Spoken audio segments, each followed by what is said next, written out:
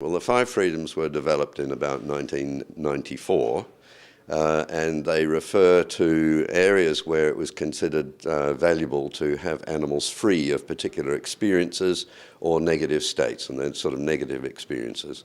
And I can recite them if you like. Oh, wonderful. Okay, right. Well, the five freedoms are freedom from thirst, hunger, and malnutrition, freedom from discomfort and exposure, freedom from injury and disease, freedom from fear and and distress, and freedom to express normal behaviours.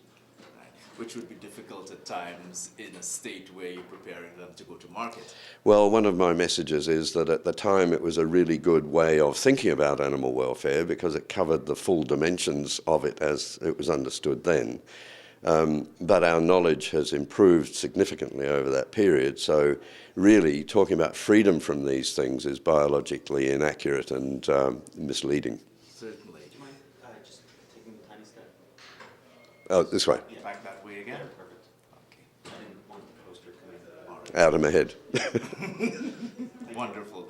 Okay, so tell me about your presentation today then. How are we going to move beyond the five freedoms? Okay, well, first of all, I remind people about what they are. They're pretty familiar with them in Canada. And how it has been that they've come to be, in a way, misused. Because originally the idea was to be as free as possible from these things with a recognition that you can't be absolutely free. But over the years, people have tended to increasingly see them as fundamental freedoms, as absolutes and so on, and even as rights. Now, because many of these experiences that were noted in the five freedoms and other new ones that we now understand are required for animals to experience so they stay alive. A good example is thirst. Without thirst, we are not motivated to drink. If we're short of water, we're dehydrated, we need thirst to motivate us to drink. We go and drink water, that corrects the dehydration and we stop feeling thirsty. Without water, we're going to die within days. And the same is true of the experience of breathlessness in relation to compromised breathing. If we had to have a committee meeting about whether or not we're going to breathe harder when our respiration is compromised, then we'd be dead before we'd decided to do something about it. So the negative experience is really important because it says to us we've got no choice. We have to struggle and we have to breathe harder. We've got no choice. We have to seek water and drink it. We have no choice. We have to get food and eat it when we're hungry. We have no choice. We've got to avoid this injury that is causing us pain. Now, for producers and so on, they understand the need to seek out the livestock, their welfare and such and that kind of thing. They understand it maybe from a cost-benefit analysis. When you're talking about moving beyond the five freedoms, how are we selling that idea then in terms of one, of course, the betterment of the livestock, and two, in terms of a cost-benefit analysis? Okay, well, there are two prongs to this. One is when the five freedoms were developed, they were aligned with five provisions. So to be free of thirst, hunger and malnutrition, you do that by providing appropriate diet to safeguard health and vigour and water. Okay, so they were actually linked to each freedom, the things like that. What happened was that people put those two things together, so people don't actually see the five freedoms and the five provisions as separate things. They see them each as part of the provisions. If you look at animal welfare codes, they are primarily based on the provisions, what to do in managing animals to try to keep these negative states at bay. So I'm emphasising the provisions, but we need to update the provisions to be more aligned with our better understanding of what animal welfare is.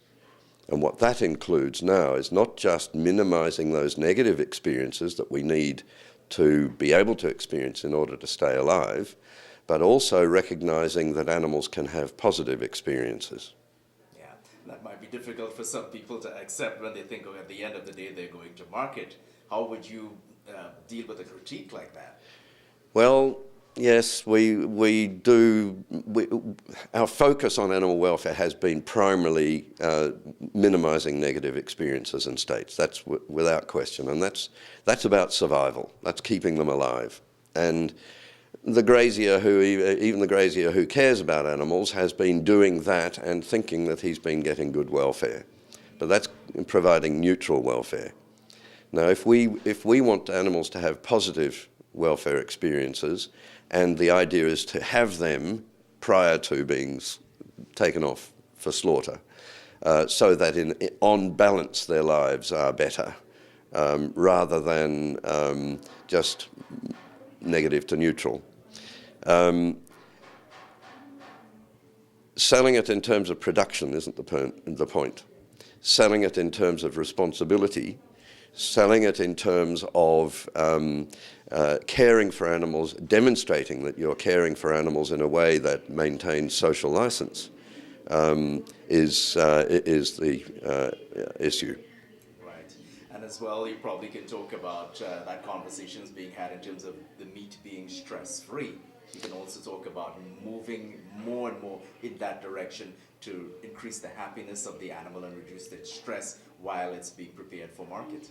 Yes, well, certainly one of the arguments that is advanced, and it's an accurate one, is to say that if animals are unstressed or at very low stress levels, then the quality of the meat and the taste and the texture and the tenderness of the meat is better. And anything that is going to minimise that and also replace some negative experiences with positive ones will be helpful in that direction. Okay. I'm probably going to ask one more general question, any other issues that are close to your heart, and then we're going to try to wrap this up quickly here. Okay.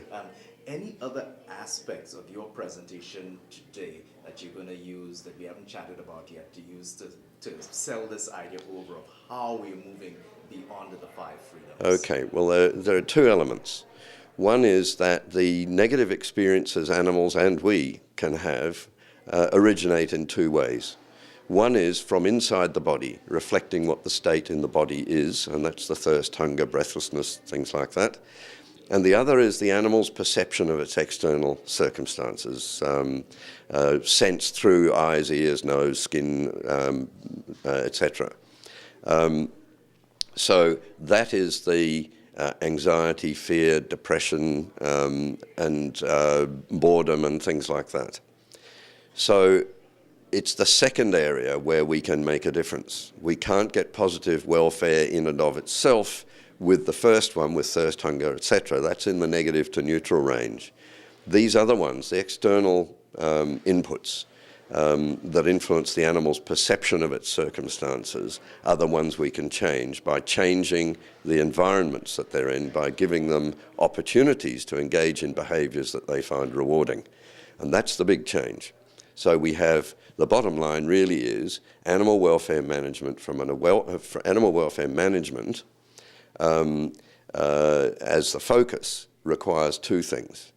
The first is the minimisation of negative experiences, and the second, providing opportunities to have positive experiences. Is there any practical thing that you will be suggesting to producers here? Oh, sorry. Today, we lost all our position. No, it's all right. No, you're good now. That all right? Yeah, okay.